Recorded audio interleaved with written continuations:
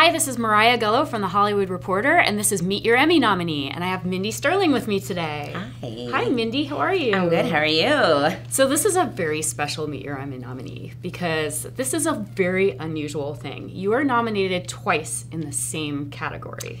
Yes, I am, and I find that intriguing and fun and silly, and I am delighted.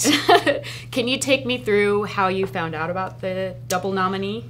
Well, I knew that I was being nominated, but didn't know yet and that it was like, you know, the actual nomination.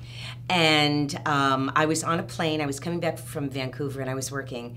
So when I landed and everybody goes to put their phone on, because you're not supposed to have it on, it just went crazy. I mean, it just went wild and dinged, and phone was ringing, and I read it, and I just wanted to tell the entire plane, but I felt if I yelled, I could have caused an accident. So I couldn't wait to get off the plane to then start, making all the phone calls. But yeah, so that's how I found out. Yeah. And your nomination is Outstanding Actress in a Short Form Comedy or Drama Series. And it's for two shows, Con Man and Sex and Execs. Yes, two different, I mean, they're both funny, they're both interesting and different, and, I just sort of feel like it's a win-win already. Yeah. I mean, yes, would I love to have that little statue? Yes.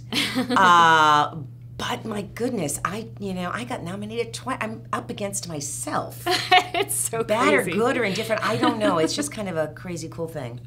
Yeah, and we had Alan in here, Alan Tudyk, who's also from Con Man, and he had such nice things to say, and he's definitely rooting for you. I love him. I just absolutely, we get along so well.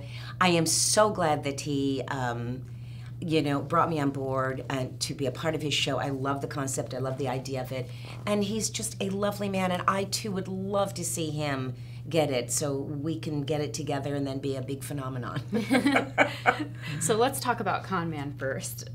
You play Bobby, his agent, Alan's agent, and he plays Ray Nearly, who is a real stretch for him as an actor because he's playing a sci-fi actor who is unsatisfied with his career. And very good. Very down and out. He doesn't feel that, I guess the show that he was on, was over, and he just doesn't have a direction, and no one is calling him and giving him the kind of things. He's studied theater. He's done this and that, and so everything is just about things that he feels are beneath him. Mm-hmm. And I sort of resurrect his career in terms of, hey, I think you should do the Comic-Cons because that is where you get your fans back and you kind of get your career back, which he doesn't agree with and doesn't really want to do it, but somehow I coax him into doing it. And but in a way, I'm also kind of a narcissist where, I get to be in the limelight as well because I was once an actress, and so I will ride on his coattails and also be there and have everyone look at me. Right. Bobby's a pretty outrageous character. She's an awesome, outrageous character, which drew me to her, and I love the idea. I came up with the idea of just wearing a different wig for each episode. Just that was your idea. Well, he wanted me to be 80. When I met with Alan, he was like, I was thinking maybe she's like in her 80s, and I went, come on, Alan. I could probably pull it off, but I'm going to look horrible.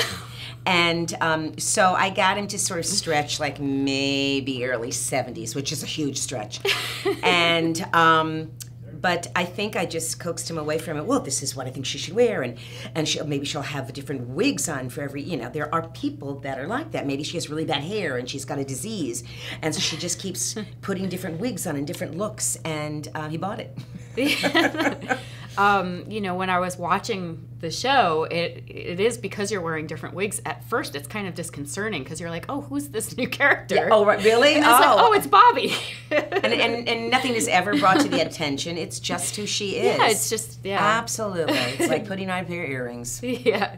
So, like I said, Bobby is pretty outrageous. She does some pretty crazy things. Has there been anything that's been cut out because it was too crazy? Oh, I don't think so. I think he likes all of the crazy. I think he likes all of the inappropriate. I know that she eats like a basket of, fruit, and drinks his wine that is sent to him in his room, and he comes in, and I've already taken a bite out of every apple and every piece of fruit, and just, it's mealy, don't even touch it. And she loves to drink, and she does sleep around, so Yes. he has to deal with, where is she now kind of a thing. No, I don't think so. I think everything you see, I think, is the mastermind of Alan, where he just wants to make it as raw and as horrible as possible for her. What was your favorite episode to film of the second season?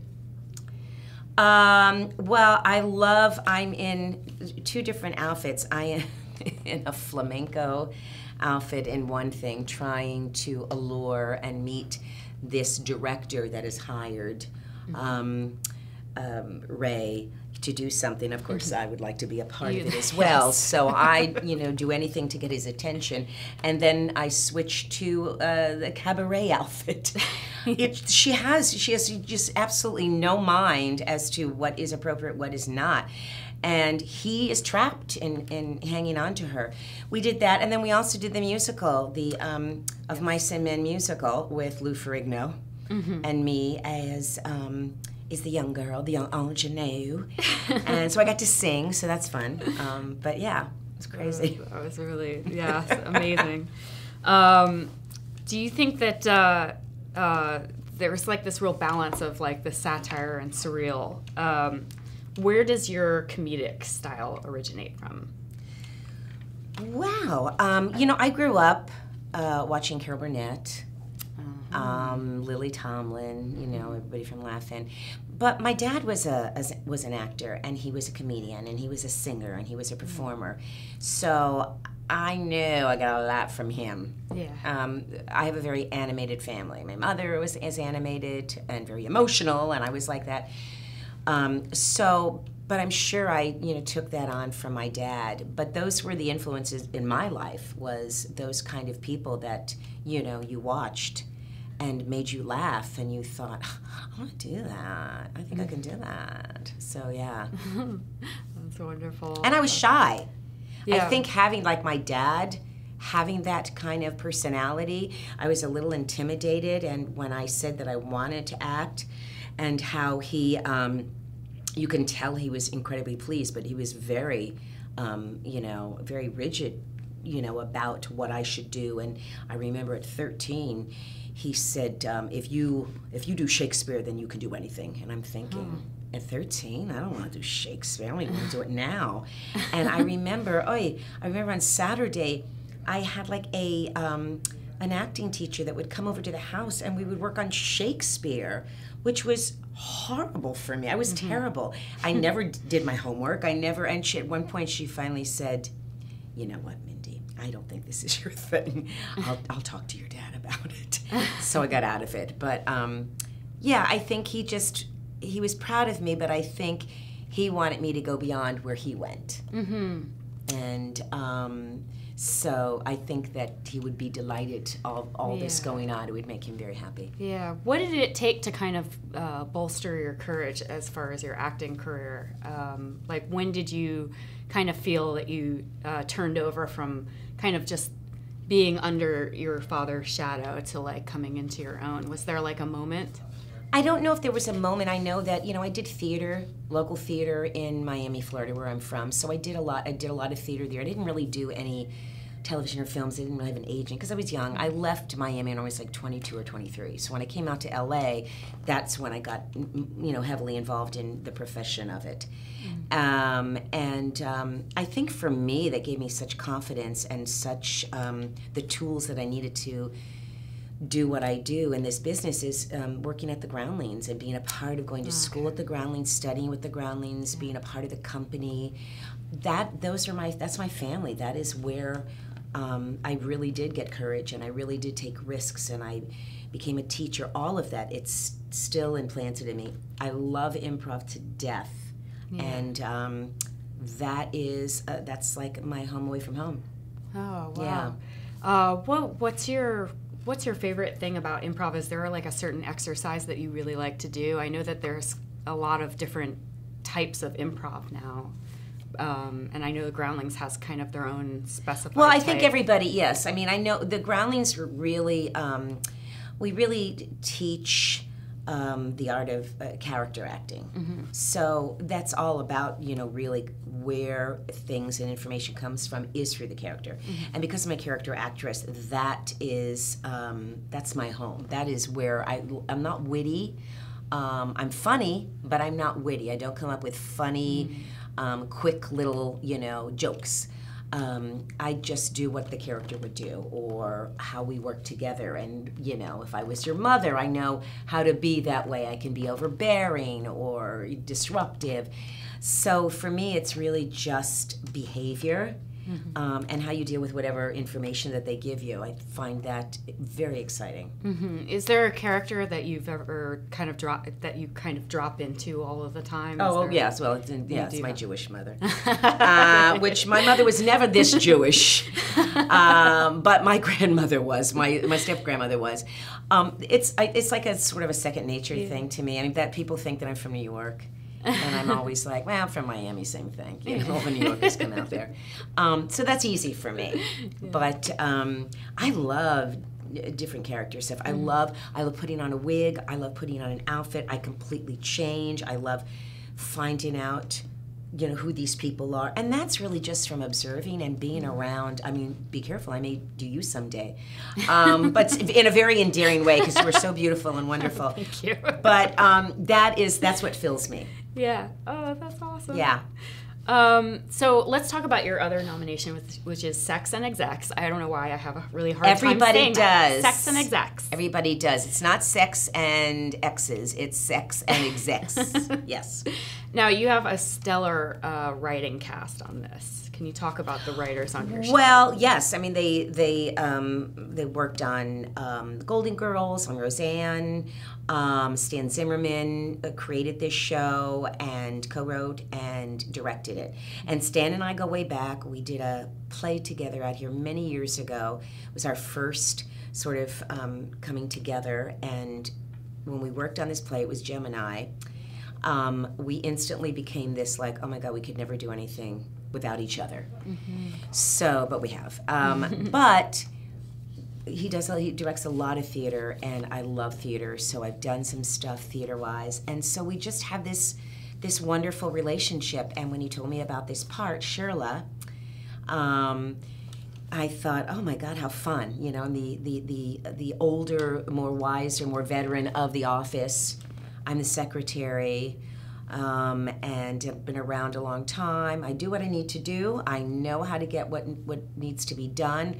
And I'm very content. Where all the young people are like wanting to climb the ladder, blah, blah, blah, and I'm pretty much, all right, well, I'll give you the info, but I'm not going anywhere. So don't rock my boat. Yeah. So between Shirla and Bobby, who, if you get called up if you win your Emmy for either one, who's coming up to the podium? The other one's going to feel so bad. I'm going to have to console her like nobody's business. Wouldn't that just be a trip to see me just go through a metamorphosis? No, I think that they would totally support each other. But I will have to have literally two different thank yous. Yeah, in true. terms of Do you have thanking two people. speeches prepared? Well, in my head, as we all do, I think in our lifetime, since we were little, okay, so when I win an award, I'm going to say this and this and that. And whatever I plan or think about, I will go up and completely mess it up because I will be in another world. Yeah. And then I will leave and beat myself up for not doing the funniest thing that I could have ever done. Yeah. But because I'm an improviser, it's probably best that I just let that be and see what happens. But I do want to thank certain people. Sure. So names will probably be the one thing that I want to put on a list because I don't want to later on go, oh my God, I forgot to, thank all these amazing people that made it happen. I never thought about how exciting it is to see an improv person come up and do it. Well, now you're putting the pressure on me because I don't know. I'm not saying I'm going to be brilliant because, like I said, I'll get up there and I could be completely like, oh my God.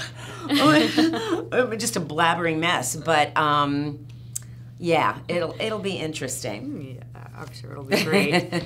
So what are you most grateful for when it comes to your acting career? Oh, good question. When it comes to my acting career, well, I'm always grateful when people like what I do. I mean, when people think I'm funny and they appreciate my humor, they appreciate whatever I can give to the piece, or there's so many elements to it, because sometimes you do look at something, you go, this isn't funny, and they really want me to make this funny, so I can only do what I would do. And you appreciate when somebody appreciates what you do. And I've been really blessed with a lot of people through the years that got to know me. And they're not sticking me in a bubble going, well, she can only do this. I can do so much. So in the beginning, like when I did Austin Powers, everybody wanted me to recreate that. And that was hard for me to do, because I couldn't do... Same personality. Yeah, she's German or Russian or, Scandinavian. It was just like, okay, it's all going to sound the same. Yeah. It's all of my accents sound the same, pretty much. So then, it's a matter of somebody giving you that opportunity to open up and, oh, you can do other things. So that is the gift. And I think the Groundlings really has been a gift for me to allow me to cultivate and find out who I am as an actress. Yeah. And what is it that challenges you the most? Learning lines. Yeah. That's a tough one for me. I think, just our minds are filled with so many different things going on, and some people, I think, can regulate it better than me. I get caught up in, I know kind of what to say. Maybe that's my improv, background, but I think that is, to me, is like the biggest challenge is, am I going to remember that? Yeah. Am I going to remember that and I freak out? Yeah. Jane Lynch was here, and yes. she had some advice for auditions, and she said either be completely on book or completely off and do a cold read, but don't do the in-between. Well, you know what? I think that's smart. I mean, I try to get familiar with it, but I think we're all a little nervous, and some people are great about it. Some people, they have a photographic memory. I can study something, and then I get there, and it just doesn't all come together. But I want to look like I know what I'm doing. So again, that's where you'll go, you know what? I can improvise, so if it's not perfect, I'm not going to lose who I am or the character. That I don't want to give up. Yes. So, and I think that's what they want to see, too. They don't want to see you go, oh, God, can I start again? Or the wonderful thing, though, nowadays is the art of the video. They can redo it. I've gotten many a time, all right, Mindy, let's do that again a little smoother. Yeah. So it's just like, oh, thank God. But I agree. Yeah. Okay, so we have 4 questions before I let you go. Okay. It's first best, last worst. So every question starts with one of those things. So first acting job that made you think, I've made it. Oh, wow. First acting job. Well, I don't know if I did something, but I don't know if that was I made it. I have to say Austin Powers. I mean, that was because that was the biggest at that time. That was the biggest for me, but it wasn't my first acting job. But that was the acting job when it got all the accolades and everybody. I thought, wow, I'm in something really special. So then the doors opened. So I'd have to say that made me feel like I made it. Nice. Best story you have from the set of Con Man or Sex and Execs? Best story? Yeah, just a fun story on set. Well, Con Man, Alan gives me the craziest dialogue, and I not only will I not remember it, but I can't even pronounce half the stuff that we were doing. And I had to play a ninja, and we were backstage, and we went into, I guess, like some room, and I'm giving him information. And I had to say, I still can't say it now, but I had to come up with this person's word, Nika Naku Nuku Nikitaka. And keep going, no, Mindy, it's not that. And then he would give it to me. And then I literally would listen to him, shoot, and I would say it wrong. So that was like, I never could say it right. I think at one point I did it eventually, but I was sweating bullets, and thank goodness that Alan was such a wonderful person. He wasn't like, hitting me with a whip or anything, but that was insane. And I know you stayed committed to your ninja character. Absolutely. I mean, and there were times where I really thought that I said it right. And the no, Mindy, oh God. All right, let's try it again. I mean, I really, in my mind, yeah. That's great. Last time you were recognized in public? Today. Oh. I don't want to, but I love it. I know some people don't, yeah. But if you're in this business, you better get used to it. And I do. There's always somebody that will just nail me and know who I am, or look at me, or ask me, or give me free coffee, or... free coffee. I mean, I know, literally. I was at Starbucks the other day, and I went up and I said, oh, can I have this and this and that? And she goes, I'm going to get it for you. And she gave it to me. I go, how much? And she goes, oh, no, I know who you are. Nice. I mean, come on. I know that sounds so, little, but that's a huge thing for me. Yeah. And the fact that somebody says they like you and I want to give you free coffee, I mean, I should have tipped her, but I didn't. That was horrible of me. But no, I get children. That's the other thing I get, because I've done kids shows. Yeah. And my favorites are the children, like at Target or something, and you're going down aisles and they're following you. And they're looking like they don't want to, and I'll look at them and I'll go, hey, come here. And they walk in and I go, what are you looking at? Oh, I don't know. And I go, do you think you know me? Yes. I go, well, what do you know me from? iCarly and Ant Farm. I go, that's right. And then you just make them, just say, see, I'm not scary. It's totally okay. You can say something. I love it. So I love that stuff. I really do. That's really cute. I love kids and dogs. Kids are awesome. Yes, this is the last one. Worst audition experience. All of them. Every one of my auditions are literally anxiety, super panic, very stressful. Well, this is what I tell people. As someone who auditions a lot, I've really thought about what we have to go through as an actor. Do you act? I don't. Okay. Well, this is what we go through. I'm going to tell you. So then you're going to go, oh goodness, I'm never going to want to act. You get the information maybe a day before, maybe 3 days before. Mm-hmm. You go over it. You work on it by yourself. Horrible. Then you have to decide at the day of the audition what to wear. Okay, how to wear your hair. This is for girls. How to wear your hair, makeup, all this kind of stuff. You're going over it and you're over it and over it. Now you have to live your life as well. You have to walk the dog. You have to discipline your child. You have to clean up the hairballs that your cat just threw up. You have to answer phones.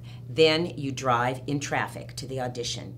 You're sweating. You're trying to go over your lines. You're blah, blah, blah. You get there. You walk in. You see everyone you know. And unfortunately with me, I want to talk to everybody. And I'm casting it, and it's not me. Then you're like Mindy Sterling. You're like, okay, here we go. Then you go in, and you're thinking like, I know it. And I walk in, and I'm like, fuck. Oh, sorry. And then you get somebody that's behind the camera, because a lot of times the people aren't there. Mindy, oh my God, it's so good to see you. We're chatting. Are you ready? I guess. All right. And then you do it, and they're laughing at you. Oh my gosh. Oh, Mindy, there's nothing I can say. And then you leave and you get in your car and you're beating yourself up and it's like, why did I do this? Why did I do this? Blah, blah, blah. And you never hear from them. So that is what we go through. And that is acting. And that my friend, is acting. And it's surviving that kind of stuff. Day after day after day. So when I get a call and they go, yeah, they just want to book you. What? They don't want me to audition? No. All right. I am thrilled. It's like, I can do it. That part I can do. So, yeah. Mindy, I think you deserve an Emmy just for having going. given I'm that sweating now. explanation. Yes. I think that anybody who is an aspiring actor should listen to And what this is you my just other said. thing, really quick. But you know what I've learned to do after? Always give yourself because we really do go through a lot. I always give myself a little treat. So I know this sounds silly, but maybe I'll go someplace to eat that I really like, or I'll get some nail polish, or I'll go buy a blouse. I feel that we don't give ourselves as actors enough encouragement and enough. Good for you. You Yes. did all that. Whether you get their part or not has nothing to do with your talent. You were called in. So they like you there. But it is exhausting. Yeah. Self-care is the best way to Very. keep your self-esteem intact. Yes, go get a massage. Yeah, That nice. works. All right. Well, Mindy, thank you so much for dropping by. Thank you for having me. And good luck on Emmy's night. We will see you Yay, I hope so. in September. Yes, thank you. Bye.